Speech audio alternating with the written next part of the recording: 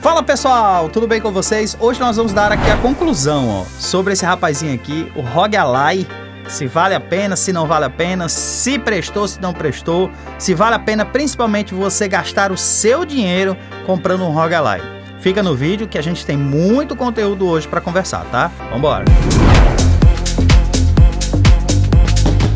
A experiência com o ROG Ally é uma experiência muito complicada.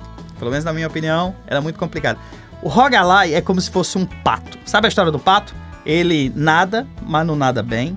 Ele voa, mas não voa bem. Você tá entendendo? Ele faz tudo, mas não faz nada bem. Ele faz tudo de forma péssima. É como se eu tivesse o pior videogame, é como se eu tivesse o pior computador, é como se eu tivesse o pior tudo na minha mão. E durante todo esse tempo que eu passei com ele, eu fiquei com essa impressão, tá? O primeiro ponto que eu tenho que falar aqui é sobre a bateria, ou a inexistência dela, porque é um negócio fora do normal você jogar 45 minutos, 50 minutos e a bateria acabar. Então imagina, eu moro aqui em Natal, vou pro Rio de Janeiro, pego o avião, aí eu jogo os primeiros 40 minutos do voo, depois eu tenho que dormir porque eu não tenho mais nada pra utilizar. Isso é bizarro, né? Se você se propõe a ser um videogame portátil, você precisa dar autonomia pra pessoa. Ah, mas você vai colocar um power bank. Eu vejo todo mundo na internet falando sobre isso aqui. Ele fala assim, mas você coloca um power bank de 50 milhões de miliamperes. Meu filho... eu quero que este troço aqui funcione como um portátil. Eu quero como eu tenho meu PS Vita, como eu tenho meu Nintendo Switch. São portáteis que vão me durar aí 3 horas, 3 horas e meia, 4 horas, dependendo do tipo de jogo que eu vou jogar. Você tá entendendo? 2 horas e meia, depende, né? Mas 2 horas e meia já é uma jogatina suficiente, já dá pra gente jogar, sabe? Esse rapazinho não, ele não entrega nada disso. O Steam Deck, por exemplo, a versão OLED, não tô falando da versão original, a versão OLED já entrega aí já 2 horas de jogo. De um jogo AAA, né? Tipo um Cyberpunk. Então, já é mais adequado. Já é mais ali dentro do que a gente precisa para considerar como um console portátil. Porque quando eu tô falando de portabilidade, eu preciso efetivamente de portabilidade. Eu não quero estar com um troço ligado aqui. Mas eu coloco aqui atrás e fico... Meu irmão, não é esse o ponto. Você tá entendendo? Não é esse o ponto. Eu preciso que o troço funcione.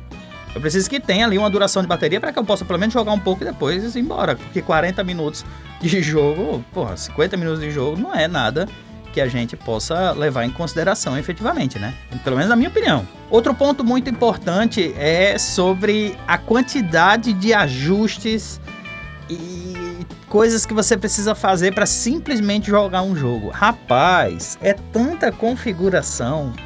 É tanto botão, você sai e entra e vai, e entra no jogo e o jogo não tá legal, e vai e sai e aperta, e configura isso, configura aquilo, vai pra cima, vai pra baixo, e o jogo travou, e fica travada a tela, e volta, e o controle não funcionou. Aí, rapaz, é demais, então não é uma experiência boa. Olha, deixa eu te falar uma coisa, você aí que é o louco do Afterburner, tá? Você que é o cara que gosta de futucar, eu tô falando aqui pro usuário comum, beleza?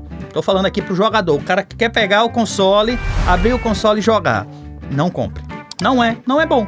Simples assim. Mas eu vou jogar o Cyberpunk, eu vou jogar o Pandora, vou jogar o Avatar. Vai, por 40 minutos, depois de ter passado 20 minutos desse daí fazendo configuração pra tentar fazer o troço funcionar de forma adequada. Ou joga no teu PS5, ou joga no PC, não vale a pena.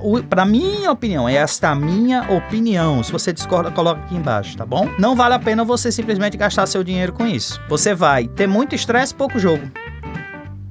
Pois é.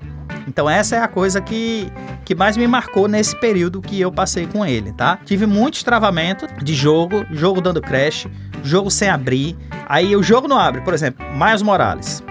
Aí Miles Morales não abre, vambora Miles Morales, aí lá vai Flávio pra internet, futucar, procurar como é que faz pra abrir. Ah, mas tem um tweak lá que você bota e você baixa no GitHub, não sei o que, e roda.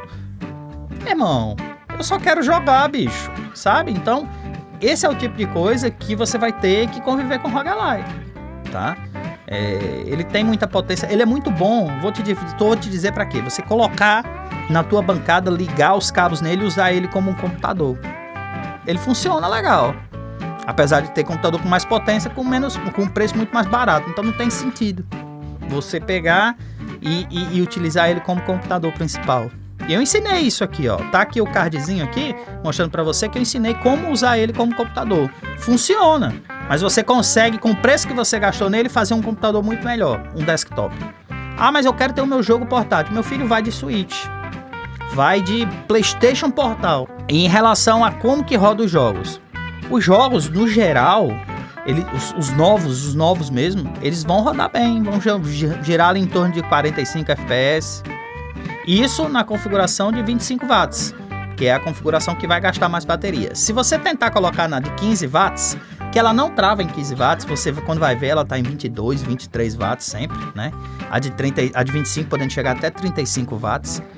Então, o que acontece? A bateria vai pro ralo rapidinho. Então você tem essa dicotomia. Eu não consigo usar o de 15, por exemplo. Já jogos mais antigos, como por exemplo GTA, eu consigo usar 15 watts. Então já faz com que eu tenha uma duração de bateria um pouco maior, ali por volta de 1h20. Já melhora. Se você não é o cara do Afterburner, se você não é o cara de ficar fazendo tweak, mexendo na mínima configuração do Reg Edit do Windows, não sei se esse equipamento é válido para você. Eu não indicaria. Não indicaria para uma pessoa leiga, uma pessoa que até que sabe das coisas, mas que não tem paciência, como é meu caso hoje. Eu não tenho uma paciência de ficar enfurnado dentro de configuraçãozinha fazendo coisa. Olha só, eu tenho, por exemplo, o Switch desbloqueado e tudo funciona beleza. Você tem um ou outro probleminha ali e tal, mas é coisa simples de você resolver e tá lá e funciona normalmente. Por exemplo, você vai fechar o jogo aqui, você tem que ir lá e sair, fechar jogo, diferente de um console, onde você simplesmente fecha lá e o troço dá um jeito. Por quê? Porque o grande problema desse console aqui é que ele roda o Windows. Então assim, não é que o Windows seja ruim, só que para o que é proposto aqui, o Windows não é a melhor solução. E não existe uma camada por cima do Windows. Por exemplo, eu sou médico, né? Então eu tenho máquina de ultrassonografia. Minha máquina de ultrassonografia, ela roda o Windows. Só que ela tem uma camada superior que o Windows não aparece em momento nenhum, sabe? Não aparece em momento nenhum. Então, mas aqui tem o Armored Crate, que é um software que eles usam, né? Mas não é uma camada, sabe? A todo momento você tem um Windows ali. E nessas máquinas, por exemplo, caixa eletrônico também roda o Windows, sabia disso? Pois é, roda o Windows, mas é uma camada por cima do Windows. Então o Windows basicamente fica lá em segundo plano. Talvez... E aí eu vou conjecturar, vou viajar aqui na maionese. Talvez se a Epic, por exemplo, lançasse um console e fosse exclusivo da loja da Epic, com as coisas da Epic, tudo da Epic numa coisa fechada da Epic, a gente perderia essa coisa de Windows, né? De ter a liberdade de instalar qualquer coisa, que é legal, mas cria muito conflito. Né? Cria muito problema, muita coisinha que você tem que ir para ajeitar. Então se a Epic fizesse como, por exemplo, a Epic, vamos pensar em Epic e Steam, né? A gente tá aqui Steam do lado e Epic do outro. Então a gente tem Steam Deck e na Epic aqui a gente tem o Epic Deck. Então imagina se a gente tem um sistema totalmente fechado ali, rodando os jogos da Epic, onde você vai e funciona mesmo como um console. Porque você fecha o jogo e ele já fechou lá o jogo lá em segundo plano e vai e tudo mais, né? Então assim, é uma experiência interessante. A experiência do ROG Ally é uma experiência interessante. Isso não quer dizer que é uma experiência boa. Que isso fique muito claro para você. Porque um equipamento de R$6.300 que não te entrega uma boa jogabilidade, não te entrega uma forma que você ligou o console, tá lá e pá, já funcionou. Por exemplo, esse danadinho aqui no primeiro vídeo eu mostrei. Eu passei quase 6 horas para conseguir instalar um jogo nele. Você tá entendendo? Então isso é bizarro, sabe? Isso é muito ruim. Isso é falta de finalização. Esse produto para mim, ele, apesar de ter uma construção muito boa, muito bonita, ele me dá o aspecto de que é um produto que não está finalizado. É um produto como se fosse um protótipo. Talvez seja uma primeira apresentação de um produto que no futuro vai ser um bom produto. Mas hoje em dia, eu sinto muito, mas não vale a pena. E aí, o que você achou da semana do ROG Ally?